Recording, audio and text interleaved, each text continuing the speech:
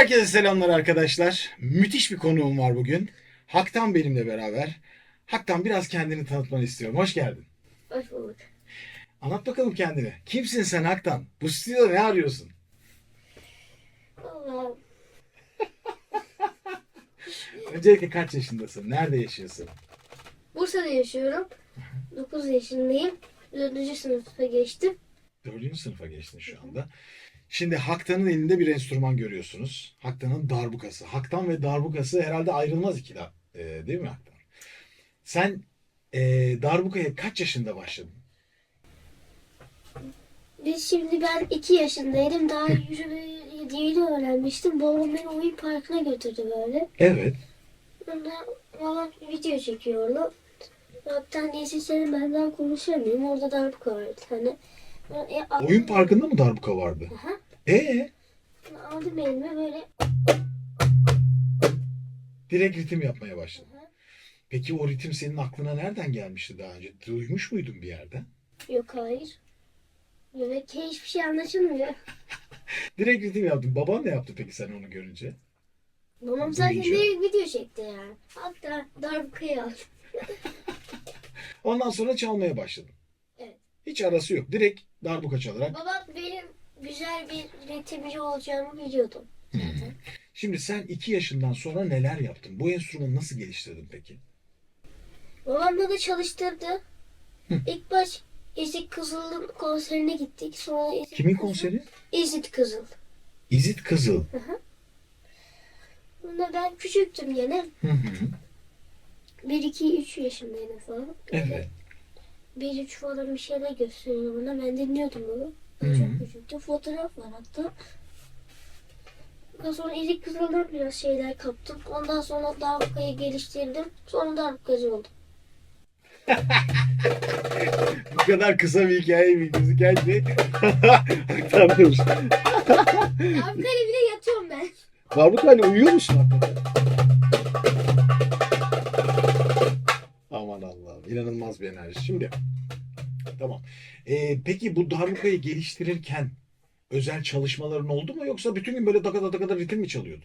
Nasıl bir aşamayla buraya kadar geldi? Yani mesela şimdi senin yanına bir tane 5 yaşında, 3 yaşında bir çocuk gelse dese ki ben de darbuka öğrenmek istiyorum. Önce ona ne öğretirsin? 1, 3, 5, 5, 5, Parmakta 1 3 parmaklarda öyle mi? 1 3. Sağ elle çalıyorsun sen değil mi? Evet. 1 Hayır 3. sol. Solla çalıyorsun. Solan ben. Sen solaksın ama sağla 1 3 yapıyorsun, doğru mu? Hı hı. Sonra 1 3 bir göstersene biraz daha. Bunu ne kadar çalışacak peki? Hızlandırana kadar her gün çalışacak bu. 3 1 3 1 3 1 3. Sonra biraz da şöyle.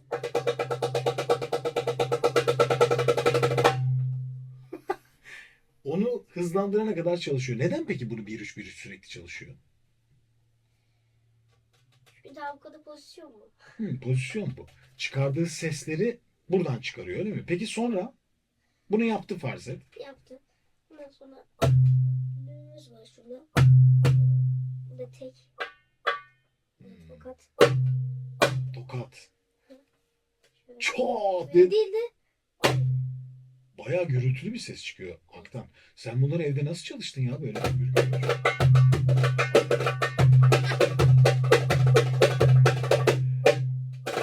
sonra böyle olacak.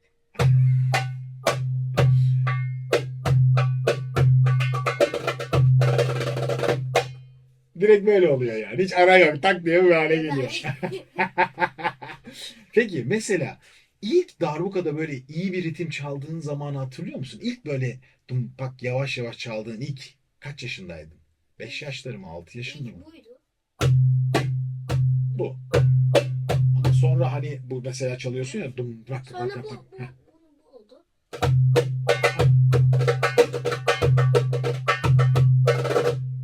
Bunları öğrenmeye başladın. Peki Sonra bunu öğrendim. Sonra bunu öğrendim. peki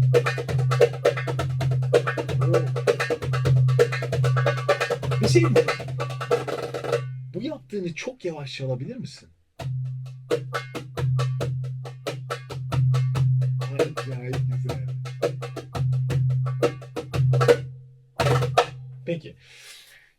Sen hangi ritimleri biliyorsun? Ritimlerin isimlerini biliyor musun?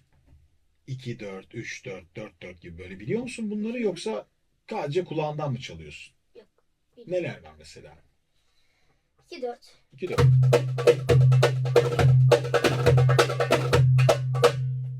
Sonra 3 4. 9 8.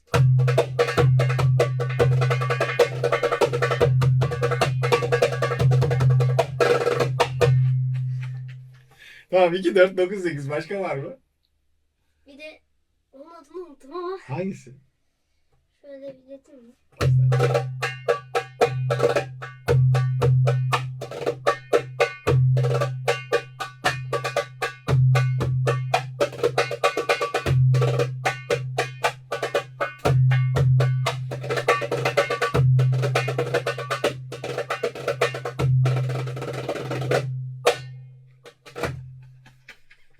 Sürekli bir konser modundasın Aktan. Peki.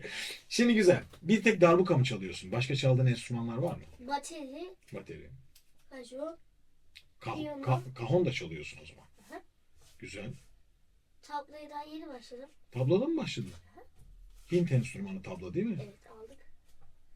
Sen ritim aşığısın o zaman ya. Evet. Zevk alıyorsun bundan. Evet. Kimleri dinliyorsun peki? Kimlere örnek alıyorsun kendine Aktan? İlk Kızıl'ı izledim ilk önce. Onlardan bir şey kaptım. Sonra Erdem Dalkırat.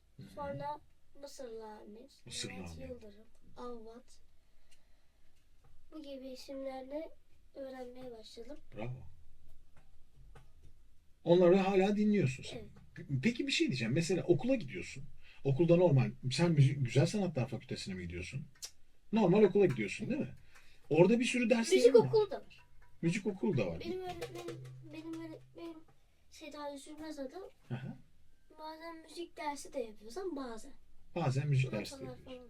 falan var. Aha. En sonlarda ama onlara hiç bakmıyorlar. Peki normal derslerin nasıl Aktan? Matematik, böyle diğer dersler. Güzel gidiyor. Onlar da güzel gidiyor mu? İleride ne olmak istiyorsun? Doktor mu mesela? Ne olmak? Müzikçi. Müzikçi. Güzel. Hangi enstrümanları çalıyordun? Sadece bu ritim enstrümanları mı? Bunun dışında başka böyle bir enstrüman var mı? Piyano gibi falan da öyle şeyler öğreniyor musun? Biz yeni bir alet alacağız. Hı hı. Adını unuttum ama. Babana sorarız biraz sonra. Onları da çağırırız. Bir de bendiri öğreneceğim. Şefin de eğitimini alacağım. Bendir enstrümanını öğreneceksin. Ya sen gene ritim enstrümanlarına takmışsın kafayı. Çok seviyorsun belli ki. Normal derslerin iyi gidiyor ama bir yandan da darbuka çalıyorsun. Şimdi ben merak ediyorum. Sen bu enerjiyle okulda çalıyorsundur kesin. Arkadaşlarım bayılıyor çalmaya. Çal bitirme falan diyorlar. Ne yapıyorlar? Oynuyorlar mı sen çalarken? Kızlar oynuyor. Öğretmenim çok seviyor çalmayı. Çok güzel. Çok güzel. Bursa'da yaşıyorsun değil mi Aktan? Evet. Peki senin çevrende müzisyenler var mı başka seninle beraber müzik yapan? Ailende de olabilir. Ailemde annem, Annen, babam, ben. sen, Soydan amcam keman çalıyor. keman çalıyor amcan. Dedem ne üflüyor. Deden de üflüyor. Bir de biri daha var. Neydi o? Ama bunlar aile içinde zaten. Evet. Aile dışında var mı böyle tanıdığın, Yok, senle çalan? dışında. Tamam. Çevrende müzisyen. Peki hiç konsere çıktın mı Aktan? Çıktım. Ne konserine çıktın? Babam böyle eşlik ediyor. Herkes çalıyor babamın şeyleri. Orkestra, korosu var. Evet. Her gün koro oluyor. Sen orada şarkı da Ben de söylüyorsun. geliyorum darbukamı konularda Darbuka da çalıyorsun. Evet. Çok güzel. Bazen de kaşın çalıyorum burada. Bazen de kaman çalıyorsun. Peki en sevdiğin müzik tarzı ne? Darbuka. Darbuka. Yani oryantal müzik mi seviyorsun böyle? En sevdiğin şarkıcı kim? Şarkıcı dinliyor musun? Cevap verdi Aktan. Kim olduğunu bulun bakalım. Kimleri seviyorsun? Kim olduğunu bulun ben söylemeyeceğim. Bir şey diyeceğim. Sadece enstrümantal müzik dinliyorsun yoksa şarkılı böyle ezberlenen şeyler de dinliyor musun? Enstrümanları dinliyorum, şarkıları da dinliyorum. Hepsini dinliyorsun. Vay be. Çok acayip Aktan. Bize bir küçük bir şov yapar mısın böyle? Bir kompozisyon istediğin. Zaten onu bekliyorsun. Huzurlarınızda Hak'tan bir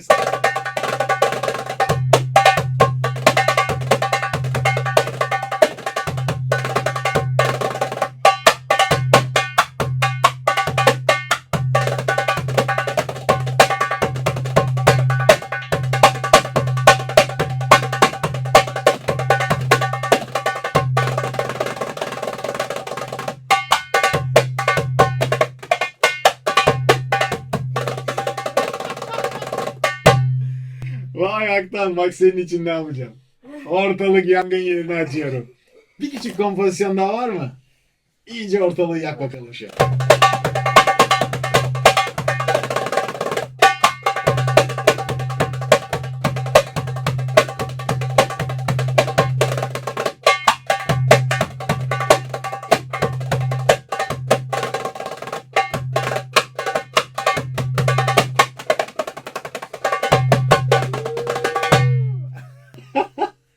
Hakikaten dehşet bir enerjim var. Çok güzel.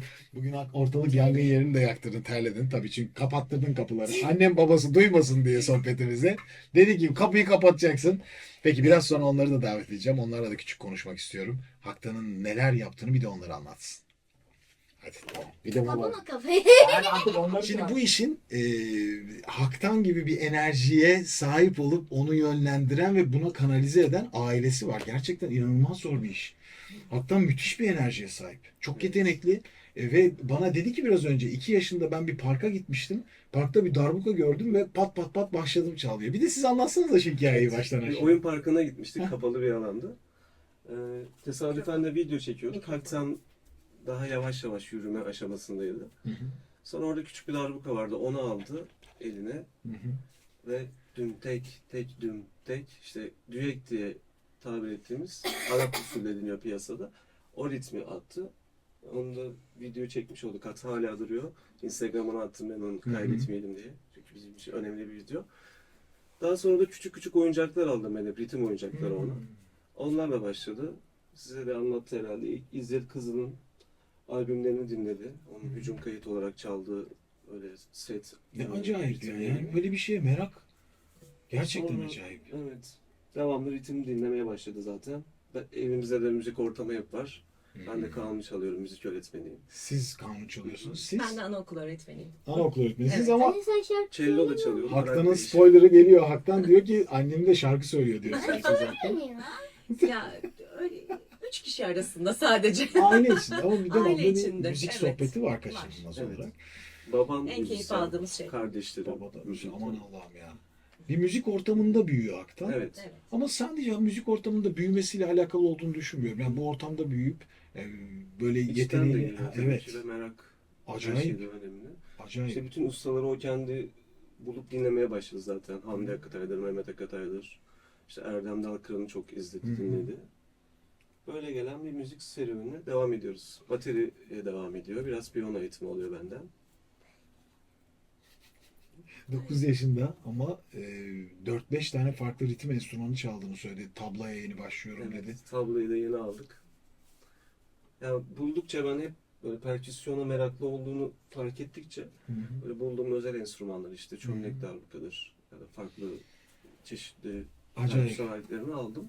Yani işte çocuk yetiştirirken çocuğun yetişmesinde ailenin devamlı onun peşinde koşup ona bir şeyleri sürekli sunması gerekiyor. Ve işte atıyorum görüyorum siz sosyal medyada işte Mehmet Akatay gibi büyük virtüöz, Hamdi Akatay gibi virtüözün yanına gidiyorsunuz, Sağ olsun, sohbetler onlar ediyorsunuz. Çok iyi ağırladılar bizi. Onlar bu işte bir numaralar yani. Ve eğitimci, Türkiye'nin... yani hem çok iyi Hı müzisyenler, hı. yani bir müzisyenin de olacak her özellik var bence o ikisinde Hı de. hı. Eğitim yanları da çok güçlü, virtüözler. Hani gençlerle de çok ilgililer. Ya çok teşekkür merak ediyorum ediyorum. Haktan'a onlara. da şimdi soracağım. Biz de teşekkür ediyoruz. Zaten yıllardır teşekkür ediyoruz onlara. Türkiye'de yapılan bütün profesyonel sanatçıların her albümünde onlar var. Yani bu Evet. ülkede dinlenen müziğin içinde varlar. Haktan, sen ne düşünüyorsun? Mehmet Akatay ile beraber darbuka çalıyorsun ya. Ne hissediyorsun? Sen şu an tabii 9 yaşındasın. Mehmet Akatay artık dünyada sahne almadığı salon kalmış mıdır bilmiyorum ama Evet, ne hissettiriyor sana? Ya sevdiğim birini hissettiriyor bana. Çok seviyorum onu. İleride çok daha farklı hissetmeye başlayacaksın. Büyüdükçe çünkü insan çok daha farklı şekilde tanımaya başlıyor beraber çalıştığı kişileri. Çok şanslısın bu anlamda. Erdem Hoca'nın da söyle, selam söyle Erdem Dalkıran. Ya bak efsane ya. Efsane efsane. Süper. Peki Bursa'da müzik ortamını bulabiliyor musunuz? Aradığınız şeyleri bulabiliyor musunuz istediğiniz zaman? Yoksa her şeye sahip misiniz? Bulabiliyoruz. Yeterli Tabii mi? İstanbul, İzmir gibi değil ama Hı hı. yani üçüncü şehir olarak sayılabilir. Hı hı. İşte Türk müziği olarak da öyle ya da Batı müziğinde de farklı festivaller oluyor. Hı hı. Yani Türk müziğinde de Türk sanat müziğinde yani darbuka çaldığı için oradan örnek vereyim. Yaklaşık bir 120 koro var. 120 koro. Bursa o yönden. Çok acayip. Koro ve dernek, yani Türk Sanat Müziği dernekleri. Bunların konserleri oluyor. Sanatçılar geliyor ya da TRT sanatçılarıyla. Piyasa diye tabir ettiğimiz durumlarda da zengindir Bursa. Fasıl müzikleri olur. Şahane. Gezek kültürü vardır Bursa'da mesela. Bunu şey gibi düşünebiliriz. Sıra Gecesi'nin Türk sanat müziği versiyonu gibi Bursa'da geleneksel, işte yaklaşık 70-80 yıla dayanan. Hı hı. Daha önceki yıllarda evlerde yapılıyordu bunlar. Şimdi Sahnede mekan mi? belirlenip Mekanda. yapılıyor. Yani Vay. her hafta bir kişi Gezek'teki evine davet ediyordu misafirlerini ve fasıl geçiriyordu. İşte bu hafta Karciğer faslı, Of. Üzzam faslı diğer hafta gibi ve herkesin Çok elinde acayip. sözler çıkartılıyor. Bu şekilde bir eşlik Siz hala peki? devam ediyor. Siz peki neler yapıyorsunuz? Ben Milli Eğitim'de müzik öğretmeniyim. Müzik Hı hı. öğretmenliği yapıyorsunuz. Benim de bir enstrümantal albümüm çıktı 2018 yılında. Hı hı. Kendi bestelerimden oluşan. Ne kadar Vasıl güzel. Fasıl isimli, Hakan Kenar'da. Bununla ilgili Hong Kong müzik arşivine girdi hatta. Oradan bir profesör geldi bizim ziyaretimize. Hı hı. Pandemi işte bazı şeylere hep ket vurdu. Normalde konser için çağırdılar bizi oraya. Gidemedik. Sonra da bir bağlantı, deprem oldu derken hani müzikle alakalı da sıkıntılar oluşuyor biliyorsunuz bu durumlarda. Doğru. Şu an öyle. Kendi projelerim var yine. Sözlü bestelerim var. 4-5 tane şu an. Bitimine yaklaştım. Çok 4 güzel. tanesi bitti. Çok çok güzel. Siz peki? Ben anaokulu öğretmeniyim. Mikrofonu uzatırsanız siz de. Tatlı Haktan'ın annesiyim. Vallahi çok acayip. Böyle öğretmenlik yapıyorum ben de. Haktan'la Hakan'ın saatleri uymadığı için sadece bir dönemlik ara verdim. Şimdi tekrardan devam edeceğim öğretmenliğe. Harika. Böyle oğlumla eşimle zamanım Tek geçiyor. çocuğunuz mu Haktan? Tek çocuğumuz, evet. Haktan'ın başka özellikleri de var şimdi. Sohbet ederken biz Haktan'ın Evet. böyle bir ya yolda geliyoruz. Denzel Washington dedi. Ortalığı yıktı yani. En büyük hayranlığı ona ve replikleri ezberliyor galiba değil mi? Çok acayip. Yapayım ben. Ve durdurulamaz şekilde. Nasıl Evet. bir şey? Haktan'ın birçok iyi oyuncuya karşı beslediği bir hayranlığı var. Ve mesela bir film çıktığında Haktan bunu 4-5 kere izliyor. Aslında biz başta anlayamadık. Aslında kendi keşfini kendi yaptı benim oğlum. Baba ayrı ama kendi keşfinde de bulundu. Şöyle ki biz neden acaba dedik hani bir filmi 4-5 kere izliyor. Oğlum başka bir şey keşfedelim, başka bir film Hayır. izleyelim falan diyoruz. Hayır anne, bir saniye anne, bekleyin anne. Hep böyle süre geldi. Sonrasında babasından işte kamera ayaklığı vesaire onları istemeye başladı. Ben dedi kendi videolarımı çekmek istiyorum. Tabii ki biz çocuğumuzun her zaman arkasındayız. Ne yapabilir? Siz inmeyin aşağıya, stüdyomuz var evimizde. Siz inmeyin aşağıya, ben bir şey çekip geleceğim. Mr. Bean'le başladı aslında bizim hikayemiz. Mr. Bean videolarını çekmeye başladı Haktan ve çok başarılı bulduk kendi yaşınca. Sonra tabii ki destek olduk oğlumuza. Daha da devamı geldi. Çok büyük Ata Demirer hayranı, Cem Yılmaz hayranı. Bütün repliklerini biliyor, sözlerini biliyor, mimiklerini ezberliyor. Ona göre de kendine video çekmeye başladı. Ve tabii ki yabancıya geçmeye başladı. Yerliyi bıraktık, yabancıya geçmeye başladık sonrasında. Şimdi bütün dünya starlarının filmlerini çok İzliyor. yakından takip ediyor. Yaşlarını, kaç çocuklu aile mi, Evet ya. bekar mı, işte ne gibi özellikleri Kaç varsa yaşında? onları bize sunabiliyor. Hatta şöyle bir alışkanlık oldu. Akrabalarımızdan da bir yere gittiğimizde vesaire yeni tanıştığımız ortamlarda ilk önce herkese tanıştıktan sonra siz kaç yaşındasınız diye sorar. Bazılarına hani böyle tabii ki anlamadıkları hani sormadım bilmedikleri için Ayıp olur. ne yapacaksın? Ayıp olur. Evet şu cümleyi kullanıyorlar. Ay, bayanın yaşı sorulur mu? Ayıp olur. Aslında Haktan'ın bu geçmişini bilseler hiç de ayıp Anlayacak olmayacağını yani. düşünecekler. Böyle hayatımız çok güzel geçiyor. Haktan yani ilginç bir kaydetme özelliğine sahip benim gördüğüm Evet. kadarıyla. Yani görsel olarak Görsel da olarak kaydediyor, hafızası çok tekrarda güçlü. kaydediyor. Tabii ritim çalabilmesi için zaten bu tekrarın inanılmaz olması Ben gerekiyor. sana yani. tutacağım. Çok tamam mı? ilginç ya. Ben kendim alırım elimden. Tamam oğlum. Kaç yaşındasın? Ben mi? Ayıp Ay olur. aslanım. Ben 1976 doğumluyum. Birkaç söyledi ya. 47 yaşına bastım.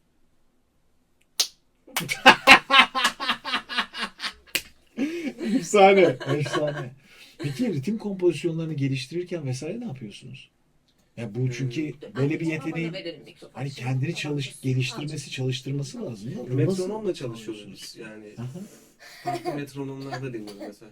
73, 86 gibi. Hani hep 80, 90, 100'deyiz. Ona çok dikkat ediyoruz çalışırken. Bazen tabii ki şarkı üzerine çalışıyor. Kulaklıkla çalışıyor. Ya da gittiğim korolara da götürüyorum. Birkaç konserimizde de Opal'ın konserinde çaldı Eşlik mesela. ediyor. Yavaş yavaş eşlikler de başladı. Ve performansını yani bu uzun süreli çalmayı geliştirmiş oldu. Hani daha önce bir 5 dakika çalabiliyordu. Şimdi bir saat durmadan çalabiliyor. Evet. Mesela o da çok önemli. Ne hedefliyorsunuz Haktan'la ilgili? Gerçi onun hedefi önemli ama hani Kendi sizler de zaten biraz farkında. Ona sorduğumda da dünya çapında bir müzisyen olmak istiyorum diyor. Baba Çin'de konser verelim gibi böyle hani oraları çok merak ediyor. Çok merak ediyorum. Ben dün Hong Kong'da, Hong Kong'da değil de sushi yedim. Hong Kong'da sushi yediniz. Ya Hong Kong değil, pardon yanlış dedim. Hong Kong sushisi. Ha Hong Kong sushisi Evet, yediniz. İzmir'de. Bursa'da mı? Ha İzmir'de. Evet. dün. Wasabi'yi tattım. Wasabi. Ejderha oldum. Alışmaya başladın yani. Diyorsun ki bu dünya çapında şey var mı peki? Böyle ritim çalan çocukların dünyada katıldıkları yarışmalar vesaire Evet, şeyler onu var mı? unutmuyorum. Bu Evet, önemli o bir şey. çok önemli bir şeydi çünkü. Eşim onu anlatsın size. Bir de Cihat Aşkın'ın düzenlediği bir yarışma vardı. Uluslararası bir yarışma. Hmm. Orada da Türk müziği çalgıları yani pardon vurmalı çalgılar bölümünden online olarak öğrenciler işte videolarını, performanslarını gönderdi. Haktan onda da 2 sene önce birinci oldu. Yani Evet. aslında dünya Orası çapında arası birinci. dünya çapında birinci. Uluslararası bir yarışma olduğu için. Ondan da Bu tarz gönderdiler. sağ Başka olsunlar. yarışmalar hiç takip ediyor musunuz? Var mı böyle şeyler daha doğrusu? Benim hiç bilmediğim Yani bir alan çünkü. Takip ediyorum. Piyanoda 2-3 var. senedir yapılmıyor. Öyle söyleyeyim. Yapılmıyor. İşte bu Evet. pandemiden sonra biraz eskisi gibi yapılmaya başlamış. Ama takip ediyorum. İşte müzik kampları ya da ritim atölyeleri çok oluyordu. Mısır Ahmet'in olsun. Şu an onlar da başlamadı. O zaman Pandemi görüşürüz. sonrası bekliyorlar. İnşallah. Daha çok İnşallah. küçük ya Haktan. Daha ileride daha güzel şeyler olabilir. Haktan bir şarkı söylemek ister misin? Belki ellerimde çiçek. Şaka söylüyorum. Güzel. Çocuk konusuna da gidiyor Haktan Bursa'da. Harika. Evet. Harika. Ne Baba güzel. sen bana niye dönüp söylüyorsun? Ona dönsene. İmkanımız oldukça çocuğumuzu yönlendirmeye çalışıyoruz. Harikasın. Zaten biz yönlendirmesek bile kendisi bizi yönlendirir. Ya her şeyden çok önemli bir şey var.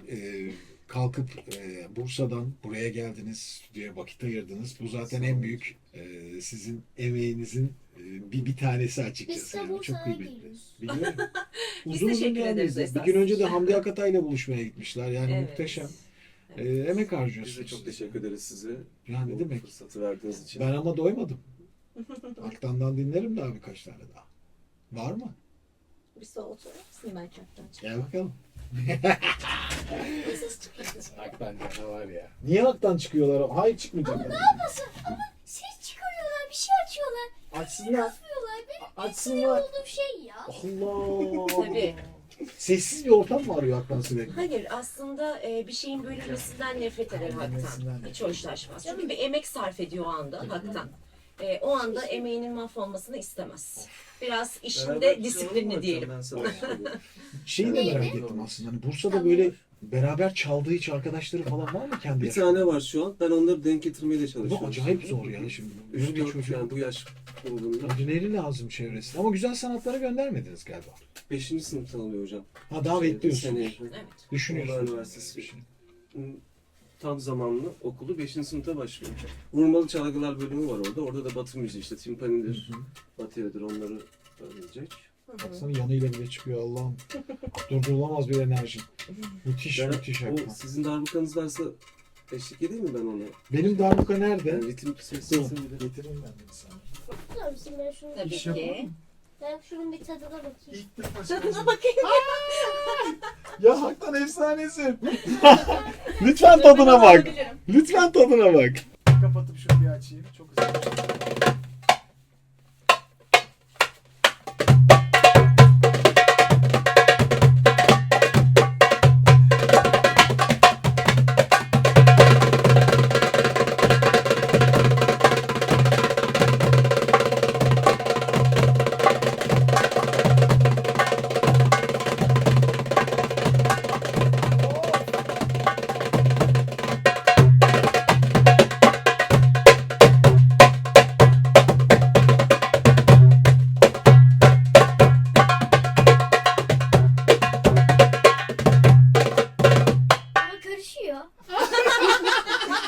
Ben çalamam orada. Haktan var ya. Benim darbuka'dan yıllardır böyle ses çıkaran olmadı ya. Ay sen çal. Yo ben çalmayacağım, sen çal. Bir daha tadına bak Siz bakalım. çalar mısınız? Al şunu. Gerçekten mi? Ben çalamam ki ben senin Ya gibi. sana 100 puan vereceğim. Al şunu. Ya bana nereye puan vereceğim? Ben çalamıyorum diyorum sana. Oğlum yok bende bir şey yok. Bende yok bir şey. Bak işte. Sadece şov var. Ortada bir şey yok. Yani öyle bir çalışmam yok. Adam beni gömecek ya. Vallahi öyle bir ortam yok. Sen tadına bir bak bakalım. Birazcık daha çekelim istersen. Senin yeteneğin çok güzel ya. Ne çalacaksın? Böyle bir şarkı.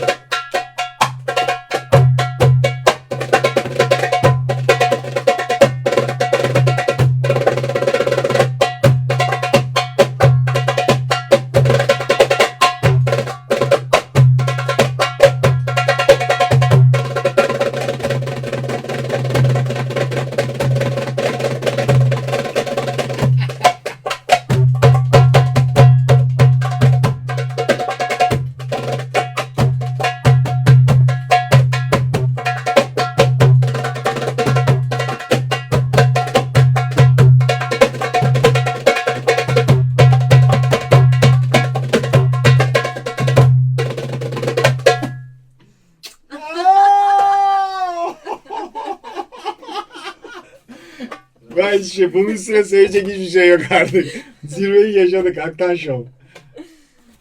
Oh. Ya çok teşekkür ederim geldiğiniz için. Süpersiniz. Rica ederiz. Biz teşekkür ederiz. Haktan'ı sosyal medyada takip edebilirler.